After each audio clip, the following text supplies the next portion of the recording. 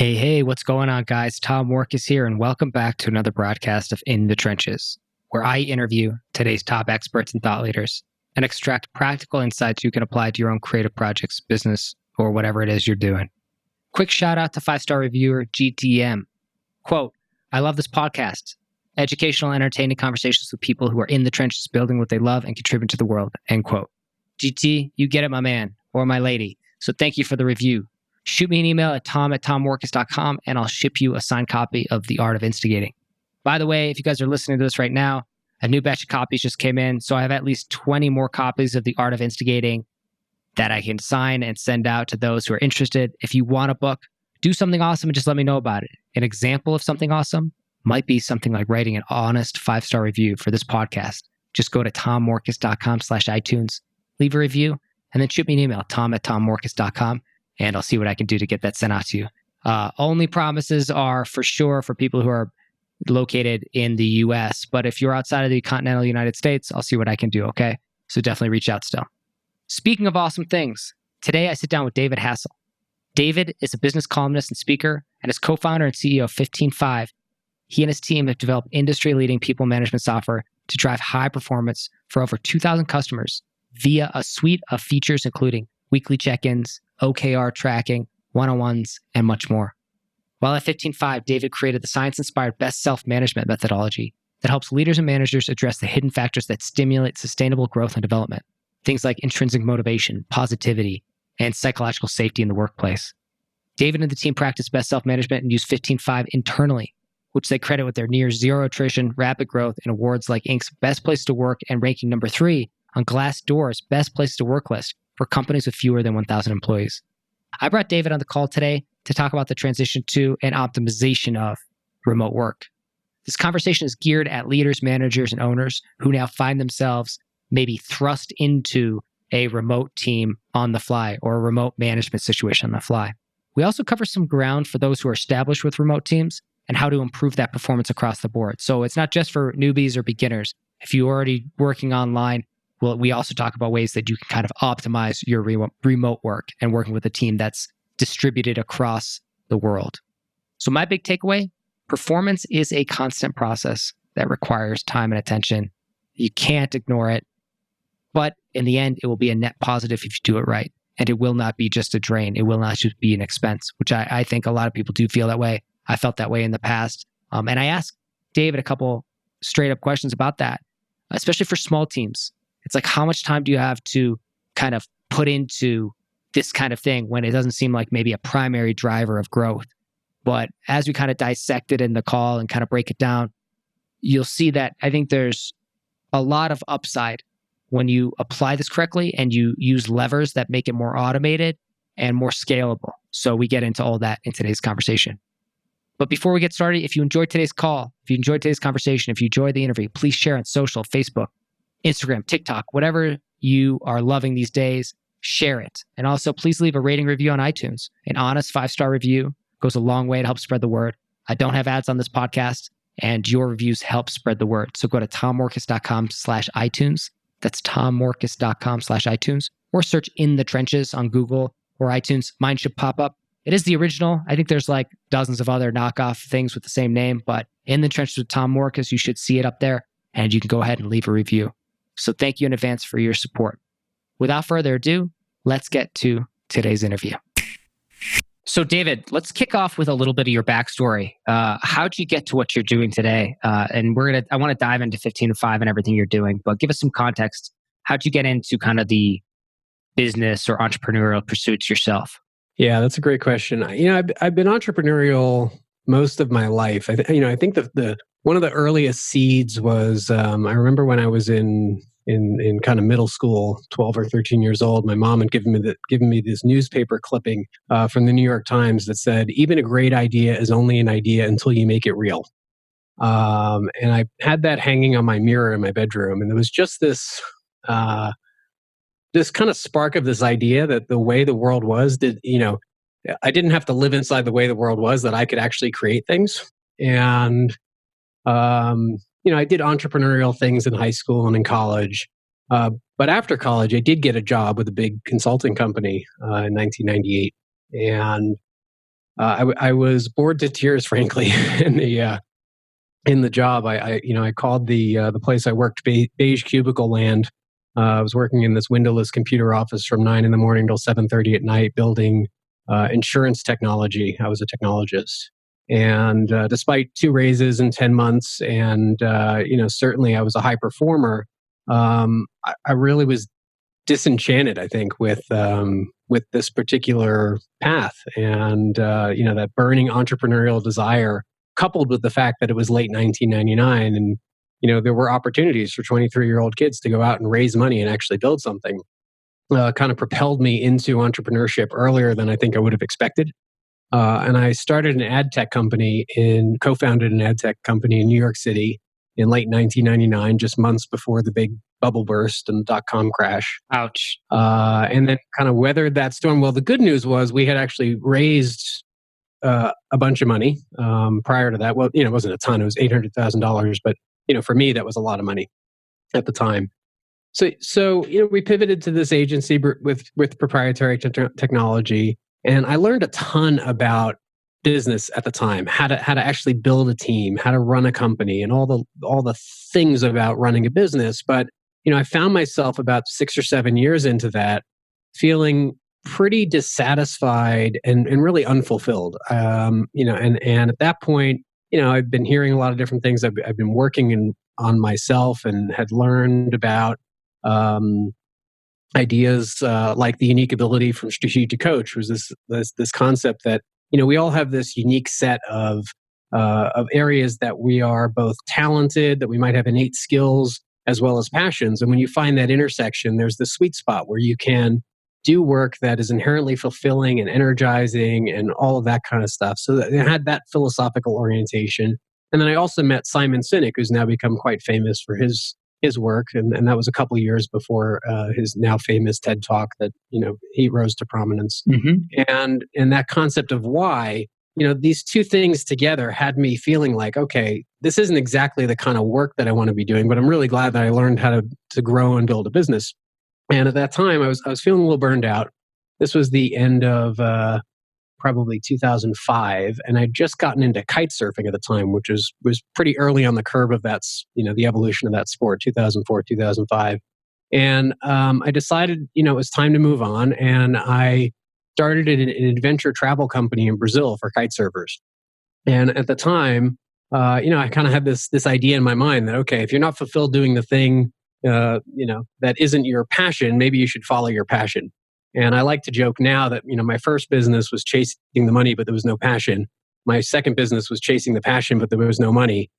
And after 10 years of that, I finally woke up and realized, well, maybe you can do the two of those together, which is what 15Five is all about. My current company, we're a performance management and employee engagement platform that's really oriented on changing the paradigm of business from one where companies thrive by supporting their people in thriving, not at the expense of them.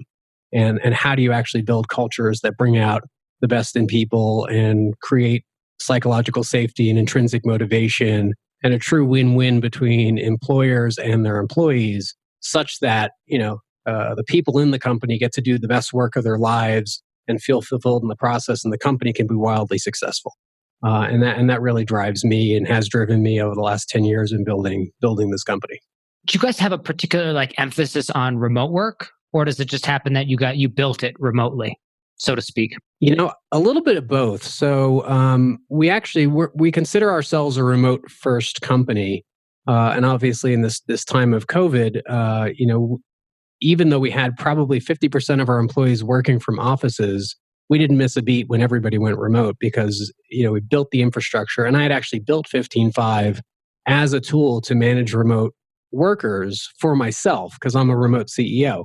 But we historically hadn't marketed as such. But it just happens to be one of those things that it's one of the things it does really well is, yes, supports managers and managing remote teams. Okay, so I want to ask you about specifically gearing this question right now initially to people who are making the transition online, maybe forced to, yes, by circumstance. What are the things that they should keep in mind, kind of critical infrastructure things to implement to make, say, that transition to remote work, working with a remote team possible or make Yeah. it even more effective? I just wrote a long article on Medium about this, and it goes into depth on this, and it's had pretty wide acclaim because it kind of goes through all the like cultural practices and rituals, but also the mindset. And the mindset is the first piece. You have to understand that there's a lot of things that naturally happen when people are co-located and working in an office together. And a lot of that is the informal human connection that gives both a sense of connectedness and belonging and relationship that goes out the window when you are all of a sudden remote. And the mistake most people make is they start optimizing for the work product. Okay, these are the tasks and projects we need to get done. We're just checking in on the business. And because that level of human connection is now not just happening naturally, what most people then experience is a deficit of it. So you have some people who feel disconnected and lonely. You have some people who, their work and their engagement starts to suffer because they're not feeling that sense of cultural connectedness that they had previously. So all those things are actually quite easy to accomplish and to provide the same results and needs, the human needs basically that we need to feel a sense of connection and belonging and whatnot. But you have to engineer them in, and so oftentimes it requires bringing people together on a more regular basis and creating spaces for them to have those kinds of dialogues. So some of the things that we do is we use our kind of tech stack. Zoom and Slack are the two kind of foundational tools that we use. So I think about like Zoom is your conference room. It's where you come together. It's where you come to meet, or it could be your conference hall if you're having an all hands meeting. Slack is more like your open office. It's where all the dialogue is going to happen. And then on top of that, we obviously use 15.5 to do all of our weekly check-ins and one-on-ones and management, and then maybe some sort of project management tool like an Asana, and then a document tool like Quip or Notion or something like that. And having all those things structured where people understand, these are the things we're going to do and the different types of communication we're going to have. In our company, we have a number of rituals that are designed to kind of foster that level of connection. The first is a series of all hands meetings that we have every single week, every Monday morning at 9 a.m. Pacific. And we have our teams spread out across from the West Coast US to East Coast US to Europe. So that time is the best time for, that still works within generally everybody's workday. And we call them our boosts. So our Monday boost, the main purpose there is to inform the company as to how we're doing against their objectives, what our numbers are, make announcements, introduce new hires, and kind of kick off the week.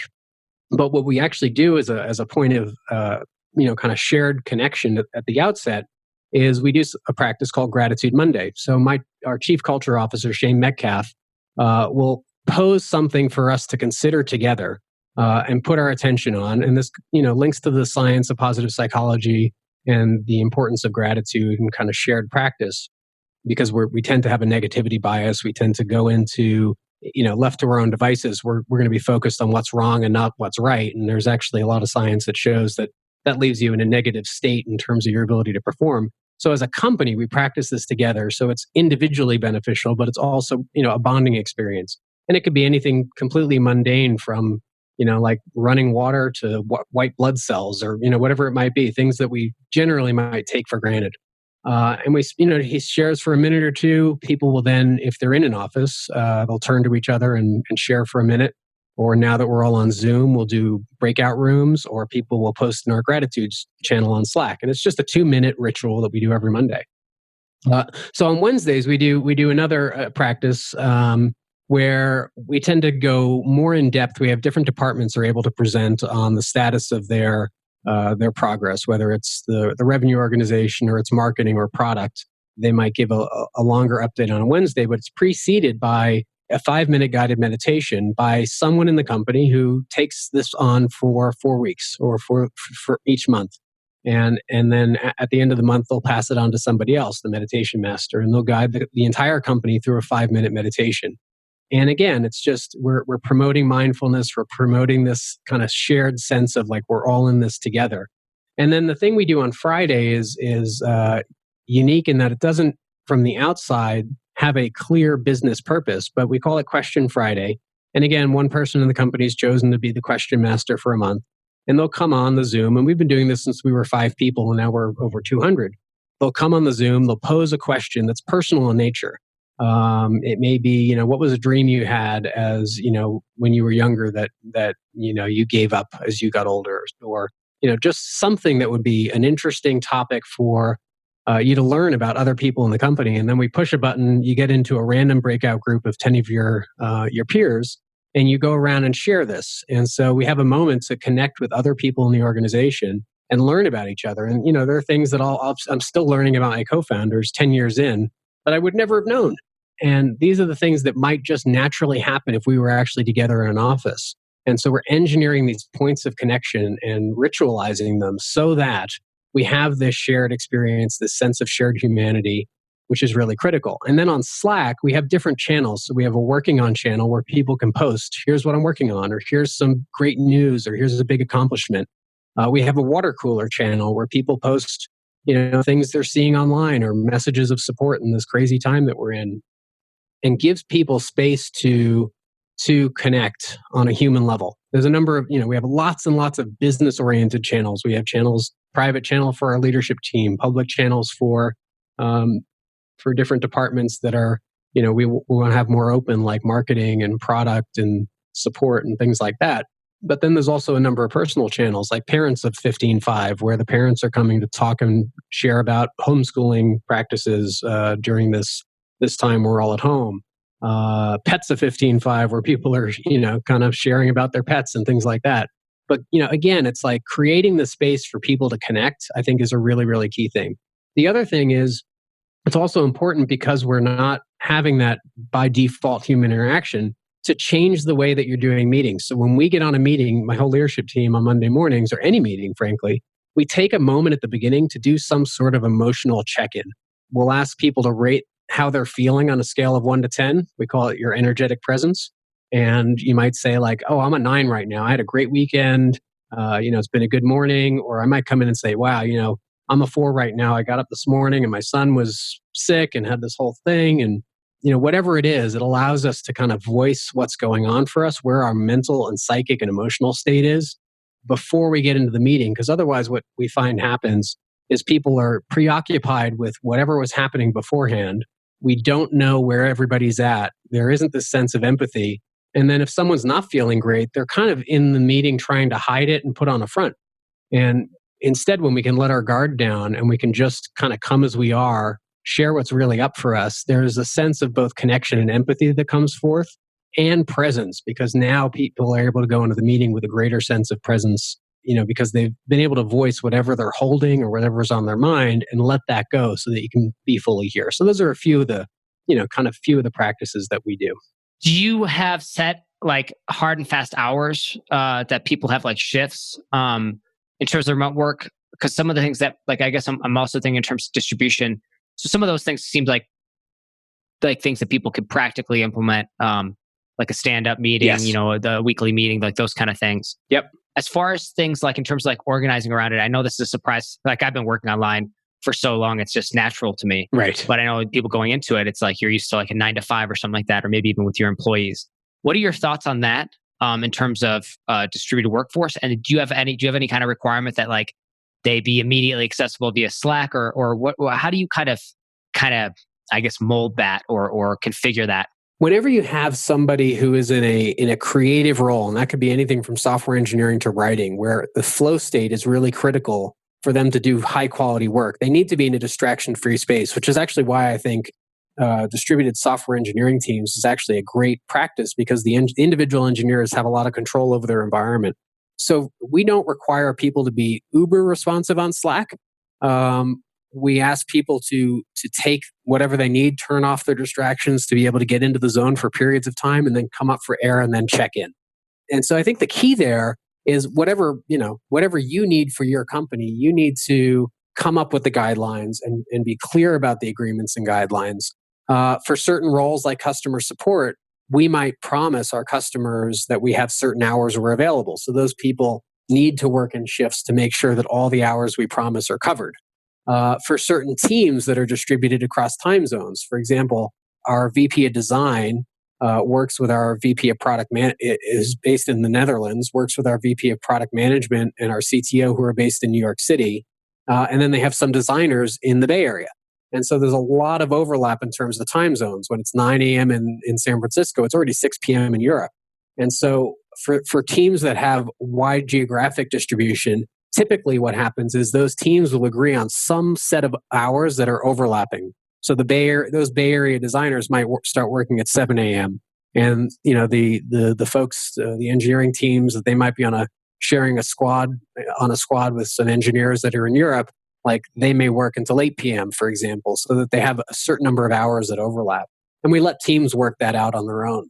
The only things that we mandate is those Monday and Wednesday boost meetings at 9 a.m. Pacific are mandatory for 30 minutes.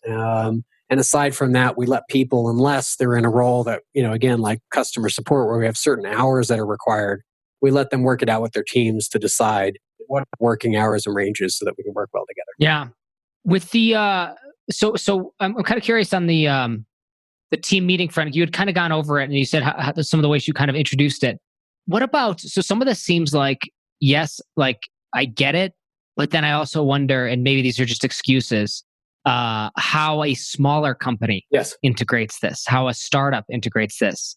I feel like with one of my businesses, like when we move so fast that it's probably just an excuse. I find it like difficult to even wrap my head around how we'd like integrate that, because we do a lot of like one-off meetings randomly.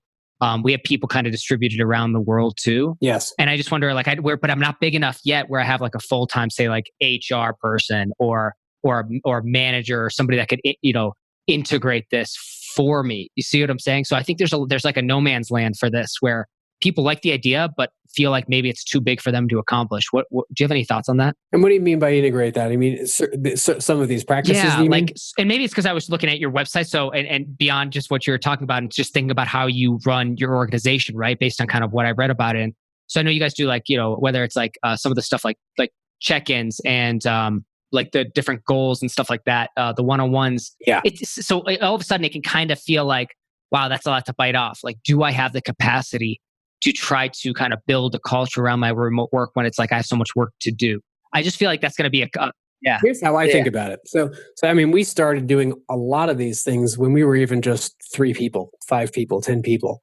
And I like to think about things from a systems perspective and a design perspective in terms of, what are the things that I think are essential to build an extraordinary culture and to have extraordinarily high productivity. I think there's a lot of companies out there who, you'll hear this in Silicon Valley, people saying like, we're a sports team versus a family. For example, Reed Hastings of Netflix famously said, we had to decide, do we want to be a family or do we want to be a sports team? We're the sports team. And what the people who are saying that are basically saying is like, if we're calling ourselves the sports team, it means we're optimizing for or caring about results over relationships. And if we're saying we're a family, we might care about relationships over results. We might be light on, holding people accountable.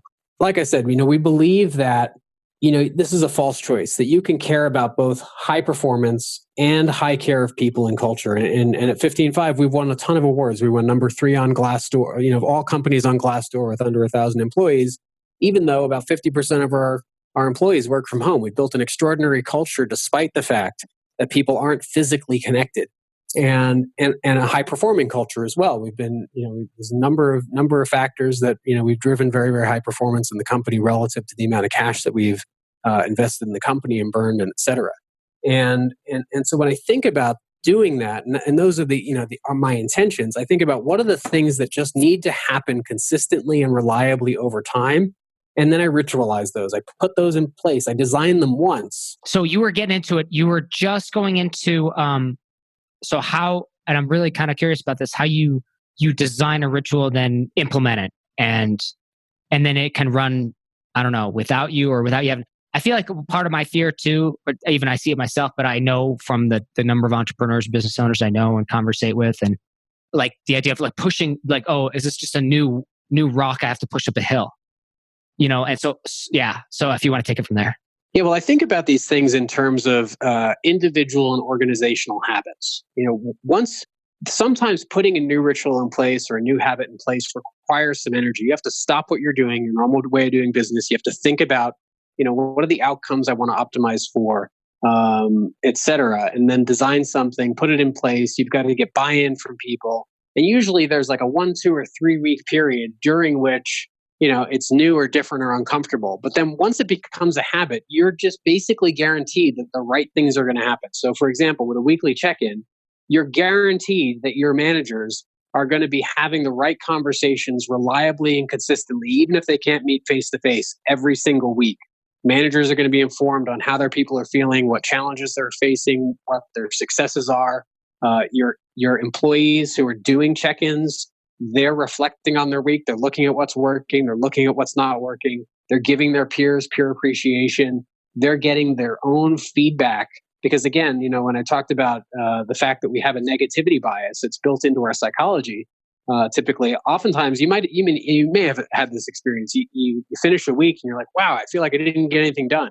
But if you actually go and write down and reflect on all the things you did, you might actually be surprised that your in the moment impression of what's happening, what's going well and not, is actually disconnected from reality. So when you actually do the reflection work to think through what are the challenges I'm facing, what can I do better next week, what are my priorities next week, doing that pre-planning, you have a structure to do it.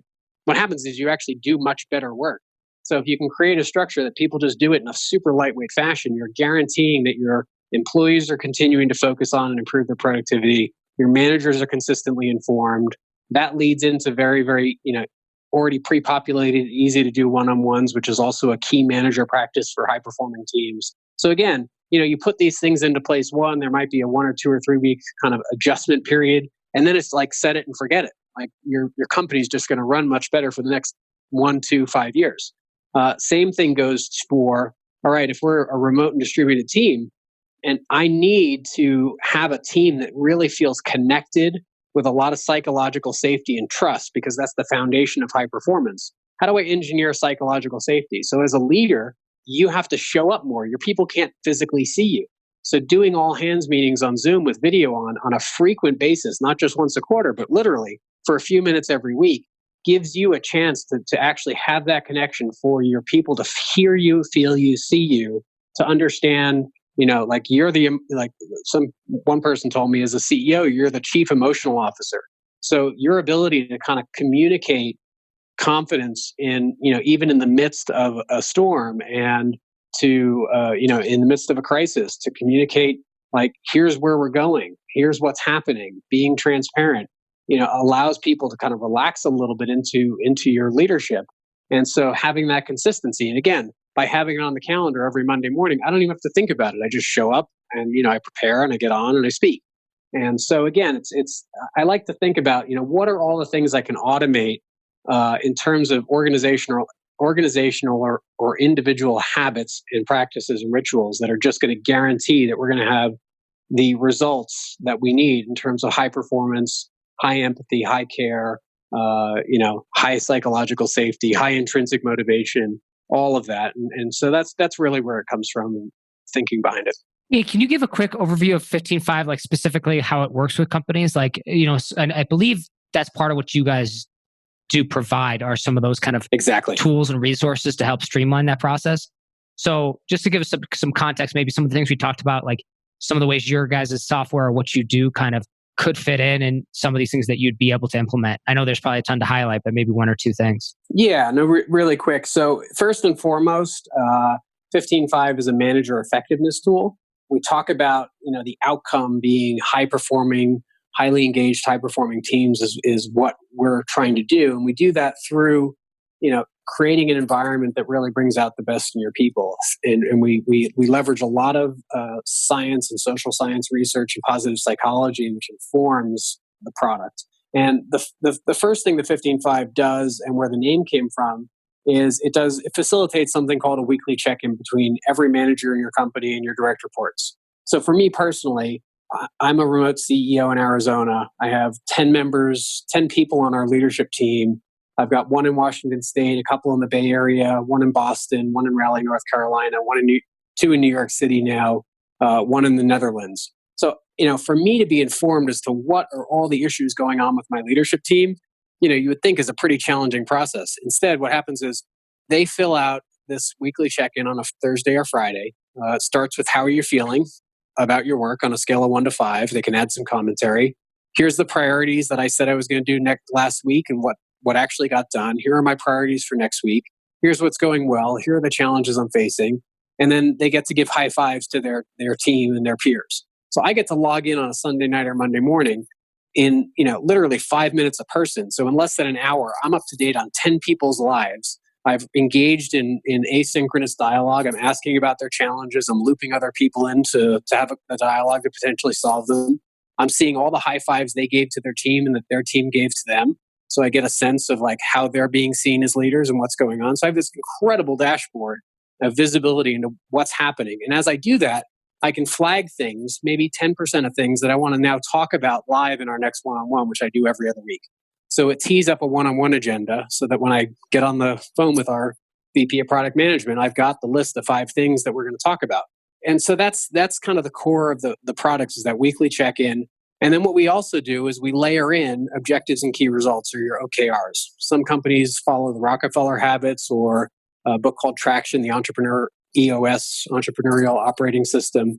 And they talk about their strategic rocks. It manages those as well. It's the same kind of format, where you decide, here are our top level company priorities. We want to cascade those down to departments, to individuals. And we also want individuals and departments to kind of define their own objectives or rocks and priorities. And so those go into 15.5. And when people are doing the weekly check-ins, they're able to see, oh, here are the 5 things that I'm responsible for this quarter. And I can just quickly green, yellow, red light them. So at any moment in time, we might be 6 weeks into a given quarter, I can go into an OKR or rock dashboard and see, here's all the objectives that are on track. Here are all the ones that are behind. Here are all the ones that are at risk. I can have a dialogue with the owners about them to make sure that we're doing what we need to get them get them back on track. So we create this really great alignment system, which obviously also works extraordinarily well for remote and distributed teams. And then that kind of caps off with what we call a best self review, which is our form of a performance review that happens anywhere from 2 to 4 times a year. That's much more lightweight than an annual process. And that all of those weekly check-ins and one-on-ones inform the review, because you're able to kind of go back through all that data. You're able to look at all the wins and challenges, the results on the objectives. And the review helps you not just look back and assess how somebody did, but also then have conversations around what's next for them. What are their strengths? How are they leveraging them? What are they going to be focused on this next period of time in terms of their growth and development to take their performance to the next level? And so again, it just structures that conversation again. So, ultimately the product just ensures that you're doing essentially what the best managers in the world naturally do. And it just creates a structure so that anybody, using it is going to basically do all of these best practices. I love it. So this is a lot of good stuff. I know people can go check out 15.5.com, and you guys are doing something kind of cool right now. So when this is live, this will be published probably in the next week, I think, because we're trying to keep some of these things really topical right now. Yeah. Consider the circumstances. So when this comes out, it'll be April. If you're listening to this, I know you guys, I believe you're offering some level of your software for free for the next period of time, Yeah, right?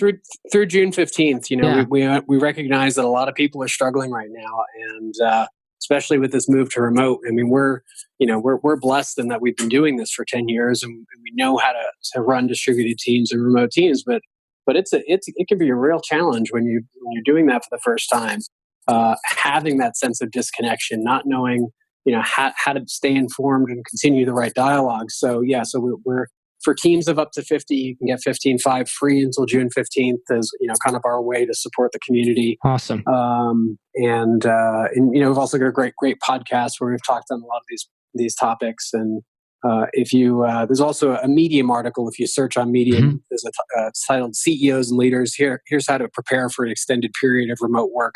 Yep. And that too has a lot of great information that can support folks in a shift to remote. David, I love it. Well, thank you for your time. Thank you for joining us on In the Trenches. I mean, it was an absolute blast.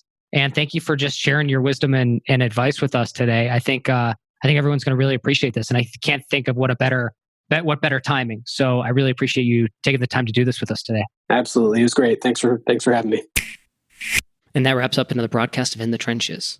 If you enjoyed today's episode, please leave a rating review. Just go to tommorkes.com/iTunes, and that'll take you to iTunes where you can leave a 5-star rating review. And that really helps spread the word about this podcast. And finally, if you need help growing your online business or generating new traffic, leads, and sales at a profit, reach out to me at tom@tommorkes.com or head over to the website tommorkes.com and sign up for the free newsletter.